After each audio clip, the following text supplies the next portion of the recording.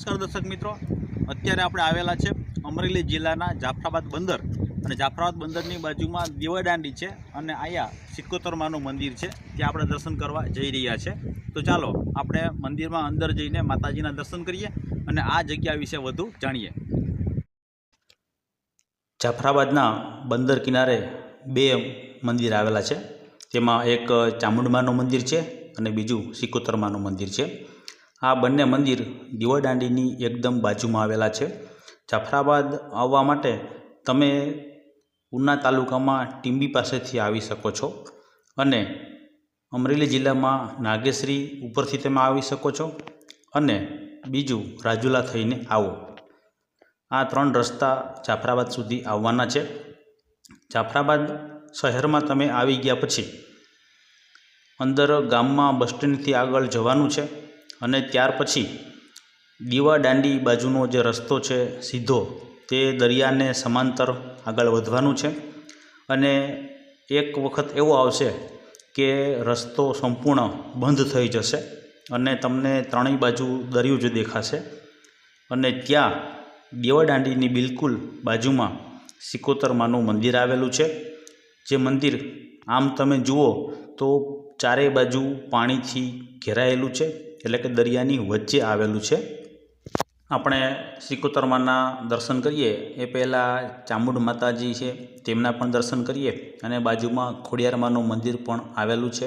તે બંને માતાજીના દર્શન કર્યા પછી આપણે સિકોતરમાના મંદિરમાં દર્શન કરવા જઈએ અને સિકોતરમાના મંદિરની બાજુમાં ભૂતરા દાદાનું મંદિર પણ આવેલું છે।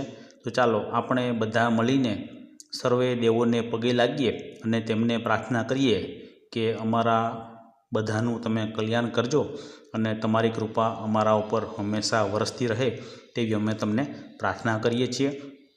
સિકોતરમાના પરચા અને તેમના પ્રસંગોની ઘણી બધી વાતો તમે સાંભળી હશે, તો તેના વિશે વાત નથી કરતા, પણ આજે માતાજીના દર્શન કરવા જઈએ। આ મંદિરમાં ત્રણેય બાજુથી ક્યારેક પાણી હોય છે અને વચ્ચેથી આપણે ચાલીને જવાનું હોય છે। દરિયામાં ઓટના સમયે તમે છેટ સુધી ચાલીને પણ મંદિર સુધી આવી શકો છો। અત્યારે આપણે આવ્યા છે તે દીવાદાંડીની પાછળનો ભાગ છે અને અહીં તમે જોઈ રહ્યા છો કે લાઇટ હાઉસ એટલે કે જાફરાબાદની દીવાદાંડી અહીં આવેલી છે અને આપણે આ દીવાદાંડીના રસ્તાથી આગળ મંદિર તરફ જઈ રહ્યા છે। ચારેય બાજુ તમને પાણી જ પાણી દેખાશે, સમુદ્રનું પાણી છેટ સુધી તમે જુઓ ત્યાં દેખાય છે। આપણે મંદિરમાં દર્શન કરીએ એ પહેલાં હમણાં જ વાત કરી એ મુજબ આપણે ખોડિયારમાંના દર્શન કરીએ। નાનકડું એવું મંદિર ખોડિયારમાંનું છે। તો વખતે વાવાઝોડાને કારણે ઘણી બધી ક્ષતિઓ પહોંચી છે એ આપણે જોઈ શકીએ છીએ। આપણે હવે ચામુંડમાના દર્શન કરીએ। એકદમ દરિયા કિનારે બિરાજમાન ચામુંડામાં આપણા સૌનું કલ્યાણ કરે તેવી આપણે પ્રાર્થના કરીએ। જય ચામુંડમાં। આપણે ચામુંડમાના દર્શન કરીને ત્યાર પછી આગળ સિકોતરમાના મંદિરના દર્શન કરવા પણ જવાનું છે। અહીં તમે જોઈ રહ્યા છો મિત્રો, અહીંયા દરિયામાંથી રસ્તો હતો, સીડી બનાવેલી હતી કે જે તમે સિકોતરમાના મંદિર સુધી હાલીને જઈ શકો, પરંતુ હવે આ નાનકડો પુલ બની ગયો છે, જેથી કરીને તમારે દરિયામાં ઉતરવું પડતું નથી। અહીંયા તમે જોઈ રહ્યા છો કે સીડીનો ઘણો બધો ભાગ સમુદ્રમાં તૂટી ગયો છે।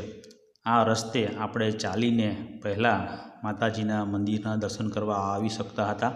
અત્યારે ઓટનો સમય છે એટલે તમે આરામથી ત્યાંથી પણ આવી શકો છો, પરંતુ અમુક સમયે ભરતીનું પાણી હોય તો એ સમયે તમે આવી શકતા નથી। માટે હવે થોડા જ સમય પહેલાં આ જે પુલનું નિર્માણ થયું છે, જેમાં તમે સીધા જ મંદિર સુધી પહોંચી શકો છો। મંદિરની બાજુના દરિયામાં તમે ઘણી વખત ડોલ્ફિન પણ જોઈ શકો છો। તે થોડાક સમય માટે જ આવે છે અને પાછી અંદર જતી રહે છે। સમયના અભાવે તે ડોલ્ફિન અમે તમને વધુ બતાવી શકીએ તેમ નથી। આપણે ચામુંડમાના મંદિરમાં પટાંગણમાં પ્રવેશી ચૂક્યા છે અને અહીં તમે જોઈ રહ્યા છો કે થોડાક સમય પહેલાં જ, એટલે કે 4 વર્ષ પહેલાં અહીં નવનિર્માણ થયેલું છે। સિકોતરમાના દર્શન કરવા દૂર દૂરથી ભક્તજનો અહીં પધારે છે અહીં મંદિરના બાજુમાં જ હમણાં તમને વાત કરી હતી તેમ પુતળા દાદાનું મંદિર પણ આવેલું છે. અહીં વિશાળ જગ્યા છે, ઘણા બધા ભક્તજનો બેસી શકે છે અને યજ્ઞકુંડની પણ વ્યવસ્થા કરવામાં આવી છે. જ્યારે કોઈ પણ ધાર્મિક કાર્યો કરવા હોય ત્યારે આ બધી જ જગ્યા ખૂબ જ ઉપયોગી થાય છે. સિકોતર માના મંદિર ગુજરાતમાં 900 કે 1000 વર્ષ પ્રાચીન પણ ઘણી જગ્યાએ આવેલા છે, પણ અત્યારે આપણે જે દર્શન કરી રહ્યા છે તે અમરેલી જિલ્લાના જાફરાબાદ બંદરના દરિયા કિનારે આવેલા સિકોતરમાં છે. આપણે તેમના દર્શન કરીએ અને માતાજીને પ્રાર્થના કરીએ કે તમારી કૃપા અમારા સર્વે મનુષ્યો ઉપર હંમેશા વરસતી રહે અને અમે પણ ખૂબ જ ભાવથી અને શ્રદ્ધાથી તમારા કાર્યો કરતા રહીએ તેવી અમને શક્તિ આપશો. જય સિકોતરમાં. દર્શક મિત્રો, તમને આ વિડીયો ગમ્યો હોય તો કોમેન્ટમાં જરૂર લખશો, જેથી કરીને હવે પછીના ધાર્મિક સ્થળોના વિડીયો બનાવવામાં અમને ખૂબ જ સરળતા રહે અને અમારી કોઈ ક્ષતિ રહી ગઈ હોય તો ક્ષમા કરશો. ગુજરાતના અને ભારતના વધુ જોવાલાયક સ્થળો નિહાળવા માટે અમારી ચેનલને લાઇક અને સબસ્ક્રાઈબ કરવાનું ભૂલશો નહીં. દરેક દર્શક મિત્રોનો હૃદયપૂર્વક ખૂબ ખૂબ આભાર. હવે પછીના વિડીયોમાં મળતા રહેશું. ત્યાં સુધી રજા આપશો. જય માતાજી.